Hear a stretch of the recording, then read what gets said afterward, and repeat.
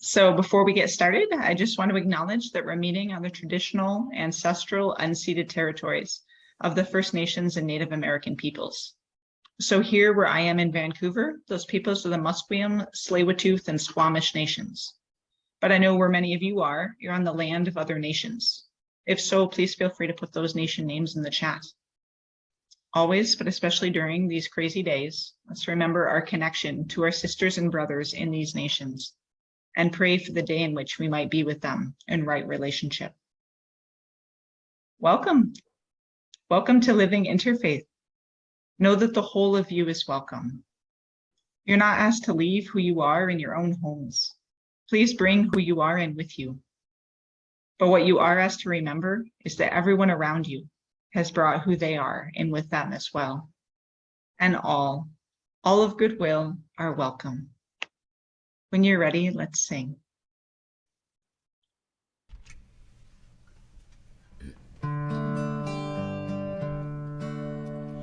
Come, come, whoever you are, wanderer, worshiper, lover of living, ours is no caravan of despair. Come, yet again come.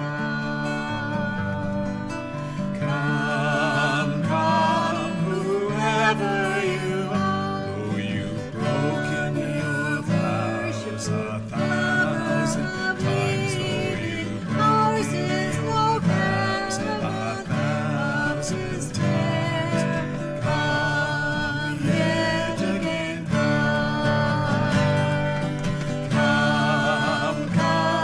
whoever you are, though you've broken your vows 1,000 times, Ours is no caravan of despair. Come, yet again come.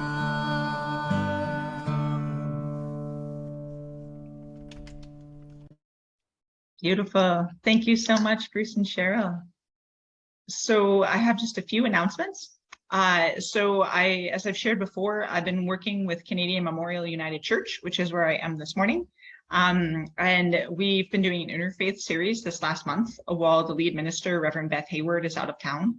Last week, if you're interested, when I sent out the MailChimp, I included links to previous ones.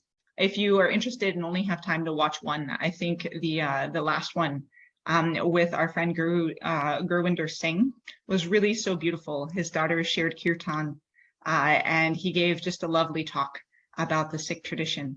So if you're interested, check that out. Otherwise, I'm actually preaching at the last service tomorrow. So that'll be at 10 a.m. Pacific Daylight Time. And I'll be sharing from my own Buddhist tradition about the purposes of meditation and if and how these differ from Christian contemplative practices. So if you're interested either in coming in person, if you're here in the Lower Mainland, or if you just want to watch it, you're more than welcome to. And I'll just put the link in the chat. There you go. Yes. So also we have another upcoming series with our dear friend and community interfaith educator, Harold Rosen. He's so wonderful. This will be the third year in a row that we work with him. So this time he's going to partner with us to offer a series on interfaith and interdisciplinary perspectives on the afterlife. So it should be very interesting. It'll be on Wednesdays from 7 to 8:30 p.m. Pacific Standard Time, once a month.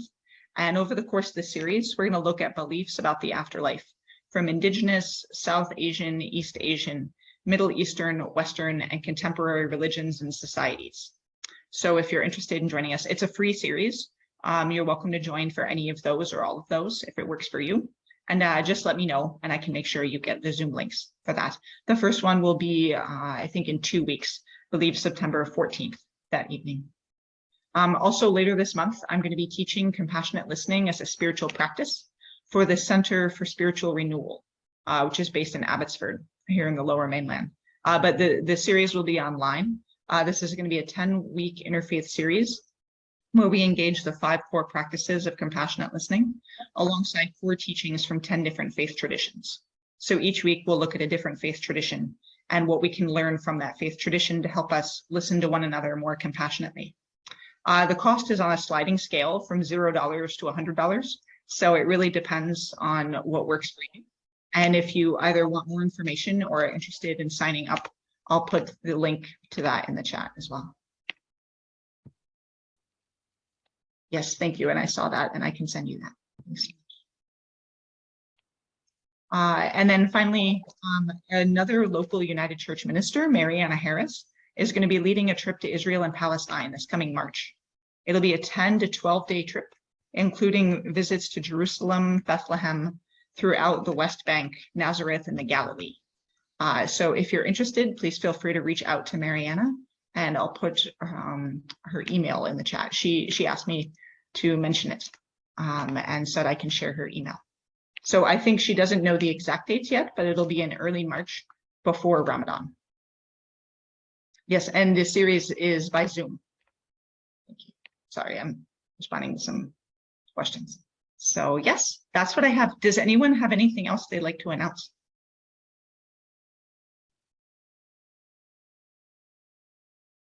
Okay. Yes, the Surrey Interfaith Council on 15 September is having a drumming circle. All are welcome. More information is coming out. A bio with the person who's leading the drum circle and also the venue is not yet secured. So that information can be sent out, I think, through various methods soon.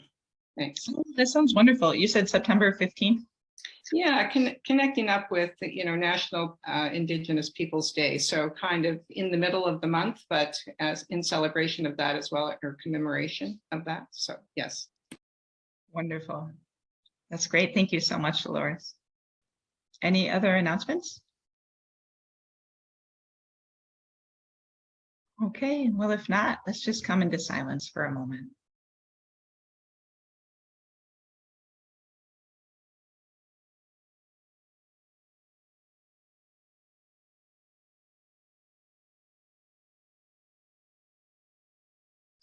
I have a prayer this morning from Thomas Merton. Oh God, we are one with you. You've made us one with you. You've taught us that if we're open to one another, you dwell in us. Help us to preserve this openness and to fight for it with all our hearts. Help us to realize there can be no understanding when there's mutual rejection. Oh God, in accepting one another wholeheartedly, fully, completely, we accept you, and we thank you, and we adore you, and we love you with our whole being, because our being is your being. Our spirit is rooted in your spirit. Fill us then with love, and let us be bound together with love as we go about our diverse ways, united in this one spirit which makes you present in the world, and which makes you witness to the ultimate reality that is love. Love has overcome. Love is victorious. Amen.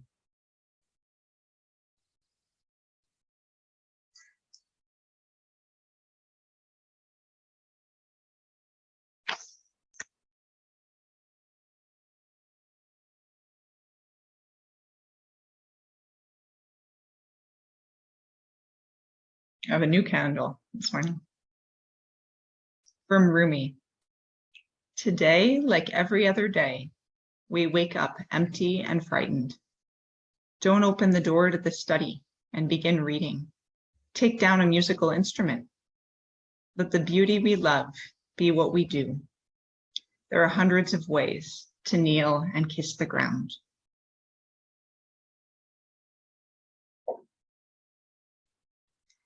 And now if you'll join me in a passing of the peace. Peace, everyone. So wonderful seeing you this morning. Peace be with you. Peace. Peace. Everyone. Peace be with you. Be with you. Peace, everyone. Peace to all. Assalamu alaikum. Peace be with you.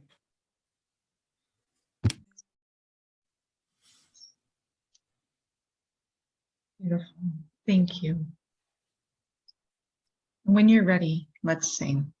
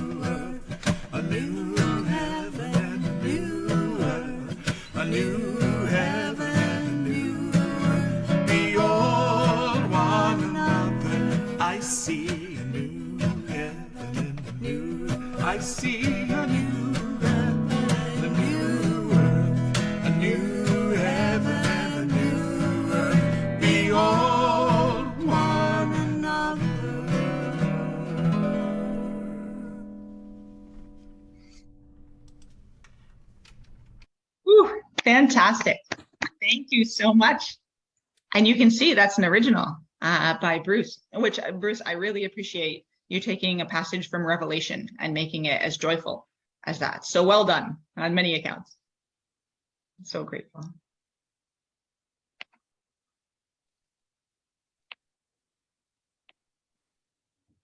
When you're ready, if you'll join me in our joint affirmation. We come together in peace. We sing together in joy and with love. We worship together in one house, a house with names beyond number. Our paths are many, our beliefs are as leaves, and the tree that we cleave to is nourished by the light of compassion, justice, and mutual respect. May our lives, our beliefs, and our actions help to bring about the world of love we all seek, and let it begin here. Thank you. Now, if we take some time to pray in our own homes and in our own ways, as always, there are so many things that need our prayers, so many people who need our prayers.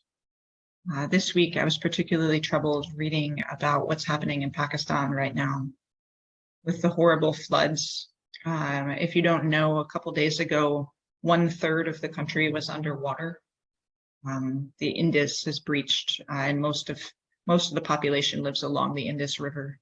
And right now, I think they're estimating 33 million people may be out of homes and out of anywhere where they can access food or safety or anything. And it's just devastating.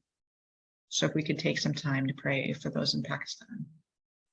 Where else?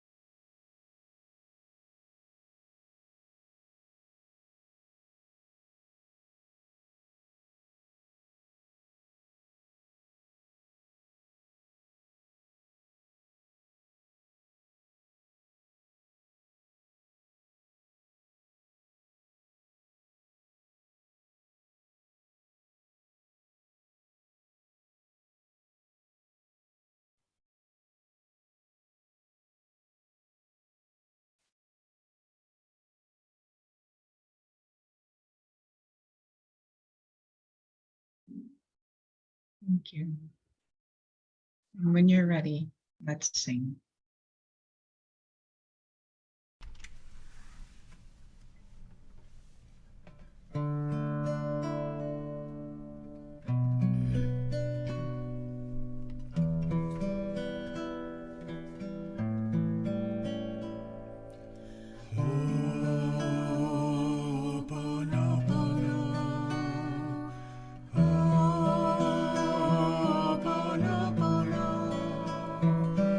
Oh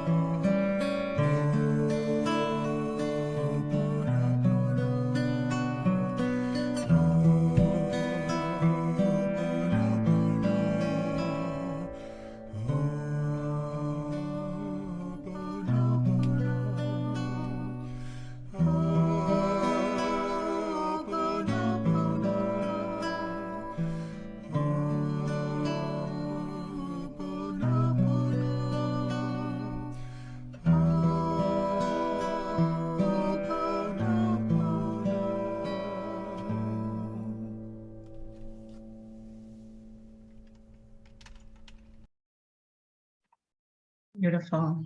Thank you.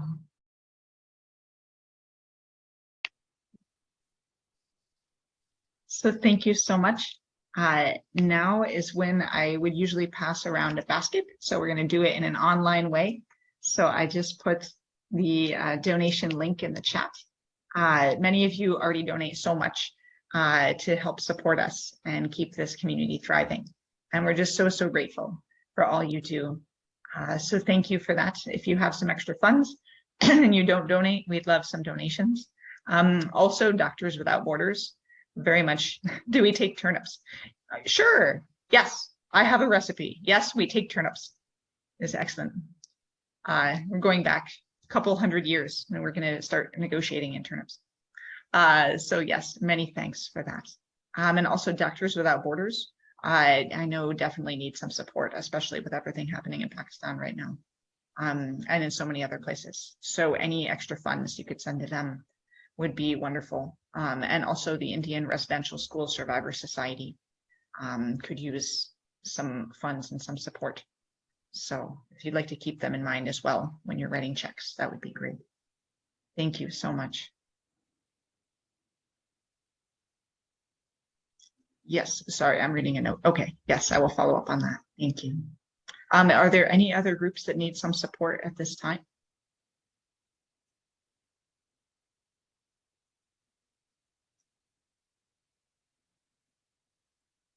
Okay, well, thank you so much. Feel free to put them in the chat later if you think of any. In the meantime, Bruce and Cheryl have a song for us. Let's sing.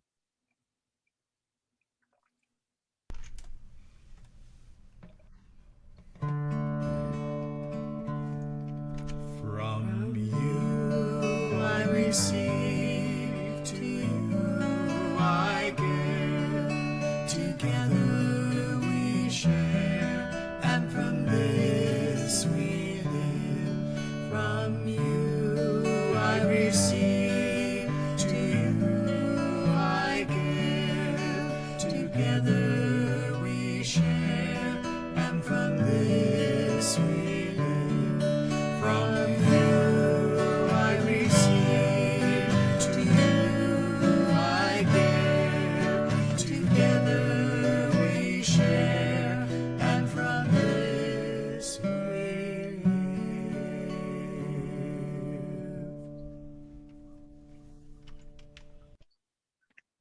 Beautiful. Thank you so much. So yes, happy anniversary, everyone. This is our 4-year anniversary. So it's wonderful. So as a community, we've been around for 4 years now. I looked it up this morning, and I guess the gift for 4 years is fruit or flowers. I started the day with a bowl of blueberries, which is always a good way to start the day, just in general. Highly recommended. So yes, or turnips. Well, I don't know. We can talk later about if turnips count as a fruit or vegetable. That might be, I might be on the fence about that. But yes, whatever you have in your house. So yes, definitely celebrate with some fruit or just enjoying some flowers today if you get some time, because this is something to be really happy about, that we've been together as a community, collectively as a community for 4 years, although some of our friends are newer.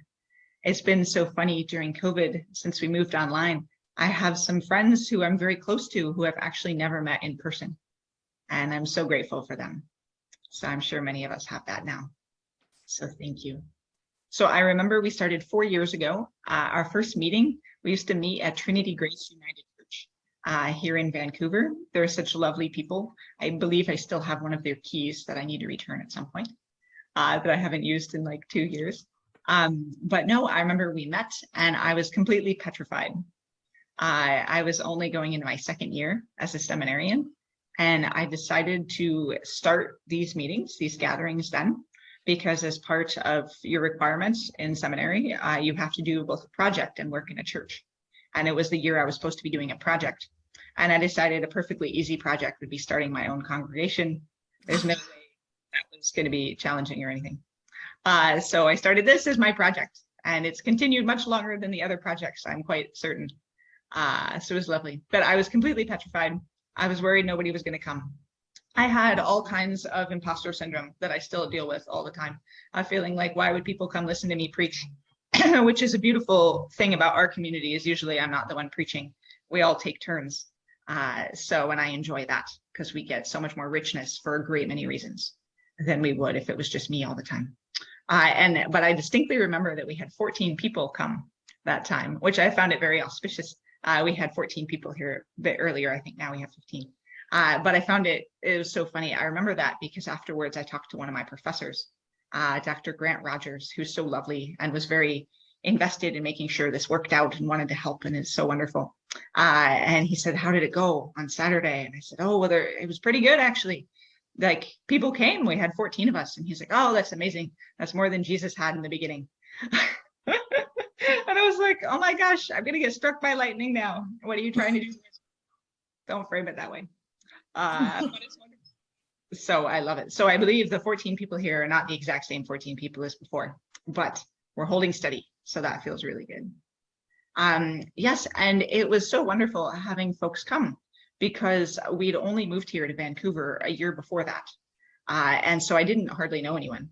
But I had been working with Reverend Stephen for a long time now, maybe 3 years by that point. I've known Stephen a very long time, and I'll share about that in a bit. But I remember coming here with the idea that I wanted to start this community and trying to figure out how to make that happen since I knew literally no one. And I remember meeting with someone who had been involved with Interfaith before, who I was so excited about this coffee we were going to have, and I was going to get information from him. And he distinctly told me, "That's a terrible idea. That'll never work." I think he was quite jaded at this point. And he said, "I think people are not interested in this." And it was interesting because I think his perspective was people won't want to meet with people from other faith traditions. We're not ready for this. Maybe in like 50 years or something, this will be something that people do. But people aren't ready for this yet. They're not going to want to come together, especially worshiping.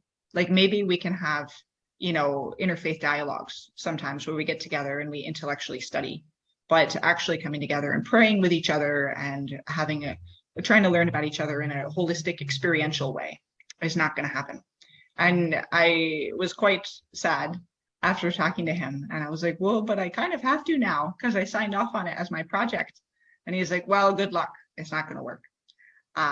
So I'm happy that he was wrong. But I also heard from other folks who said Vancouver wouldn't be a good place for this because they had the opposite idea. They said, people are too secular here. No one wants to talk about religion. Religion's a dirty word here. People don't care about God in this area. And so the idea of trying to rally people around sharing religious beliefs will not happen. And I found that very interesting. At the time, I thought that might be more true. I wasn't sure because I hadn't been here, but that hasn't seemed to be true, thankfully. And I was happy when I was doing some studies. I found here, where is this? That, yes, so the Lower Mainland, so this greater area is an excellent region to practice interfaith ministry because actually in this area, the fastest growing religions are Buddhism, Judaism, Islam, Hinduism, and Sikhism. And the religiously unaffiliated who still practice private spirituality. So just because religion might look different right now in this area than it did 50 years ago, doesn't mean that folks have given up on religion entirely. In fact, we have more religious diversity and different ways of practicing that might make it important for us to try to come together. And also there was a study done by the Center for the Study of Religion and Public Life. And they said the entire Pacific Northwest region, including British Columbia, is known for interfaith cooperation and the prevalence of religious entrepreneurship, which I found very hopeful. So the idea that it might be true that we're not all belonging to Christianity, or maybe all belonging to the same religion or practicing in the same way that we did a certain time ago, a few generations ago. But it isn't the case that people are giving up entirely. And in fact, I found instead that there's a lot of enthusiasm for it. And over time, doing this, being a part of this community, getting to know you all, and connecting with others who are interested in interfaith has been profoundly inspiring and wonderful. I feel so lucky. Honestly, my largest problem has become that I get too many asks to be involved with too many interfaith things in this area, rather than having to knock down doors, trying to drag people out to come to something.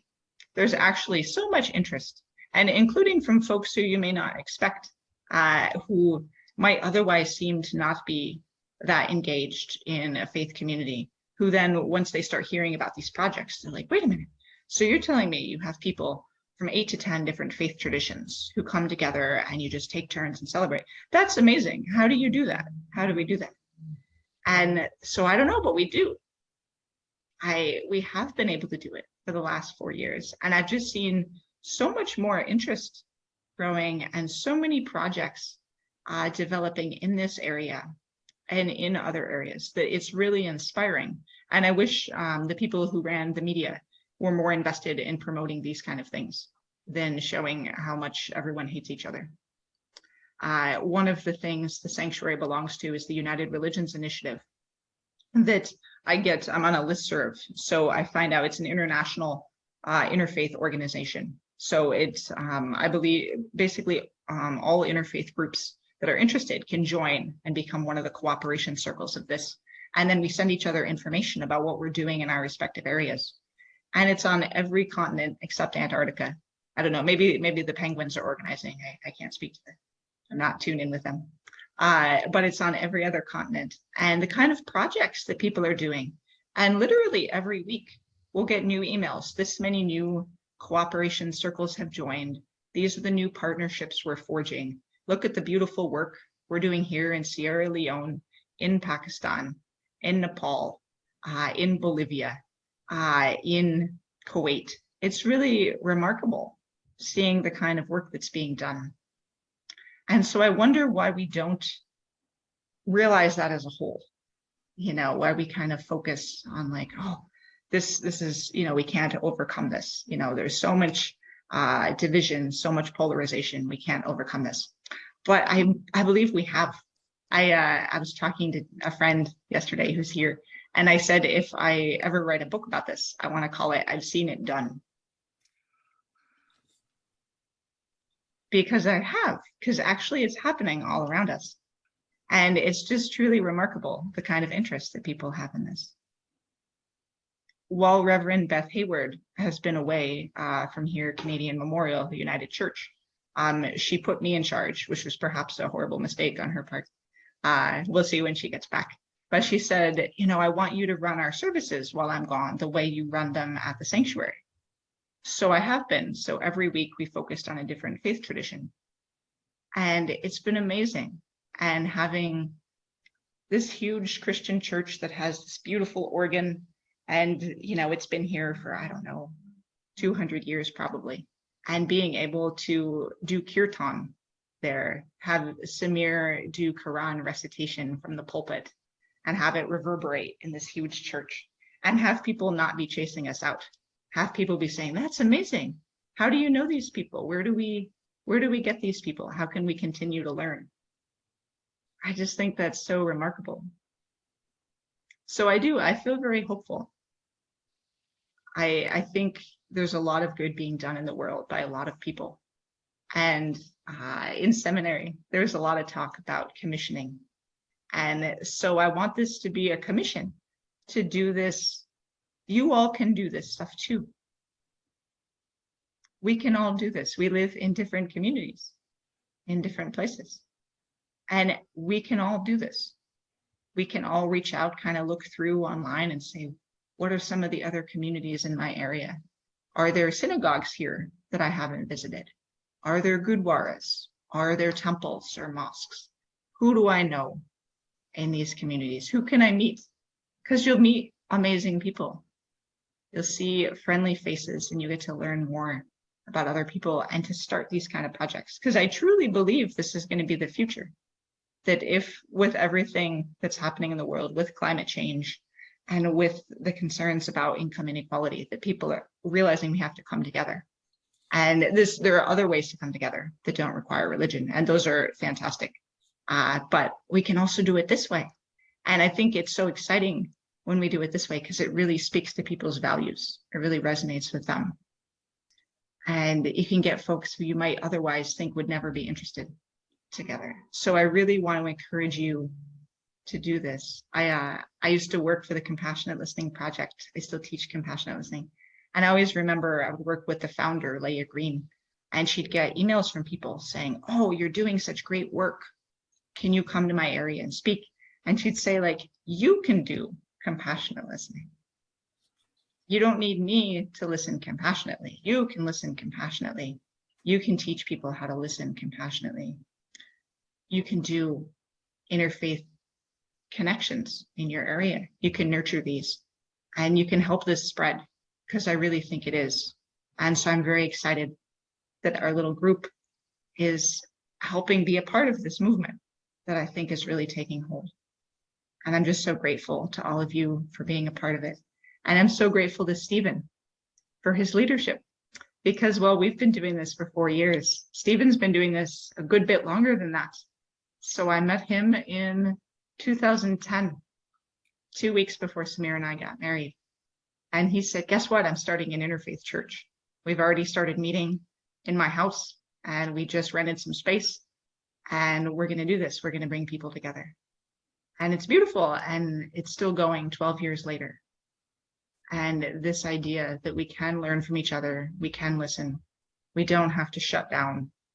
We don't have to go our separate ways when it comes to practicing faith, but we can actually do it together and that we're richer for it. And the divine is present in that. So thank you so much to Stephen for founding this whole thing. And thank you to all of you for being a part of it. I'm just so grateful.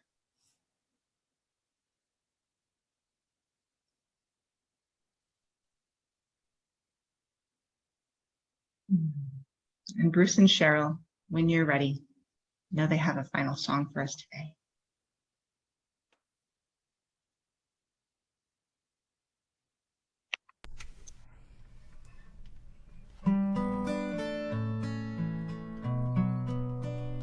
Shalom Haverim, Shalom Haverim, Shalom,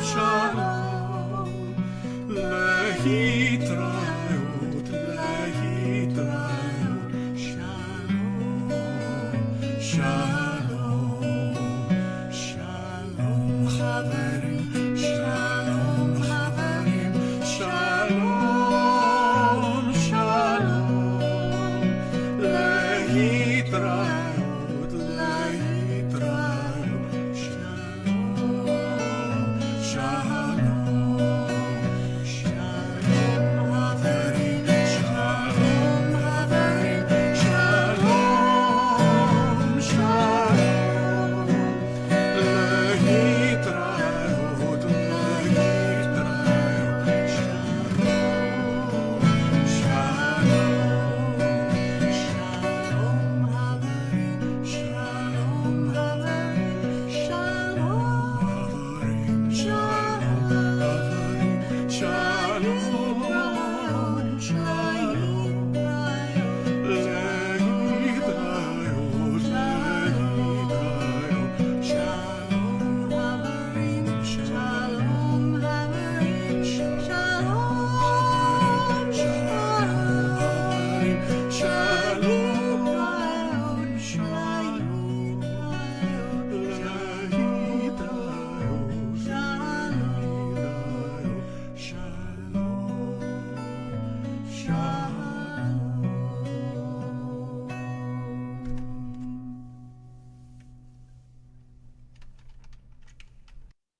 Beautiful. Thank you, Bruce and Cheryl. And as always, thank you so much to Bruce and Cheryl, who help just make these services so beautiful and so wonderful. Thank you for all that you do. You all are amazing. So grateful. So friends, let's go forth and enjoy this Labor Day weekend. Let's take some time off, rest, reconnect, but also just rest in the knowledge that we have each other. We can promote community and we can get to know each other. So go forth and once you have the energy, see what you can do to help get to know new people you didn't know before, learn about new ways of being you didn't know before, and see what you can do to help nourish beautiful multicultural openness that is the divine. Amen.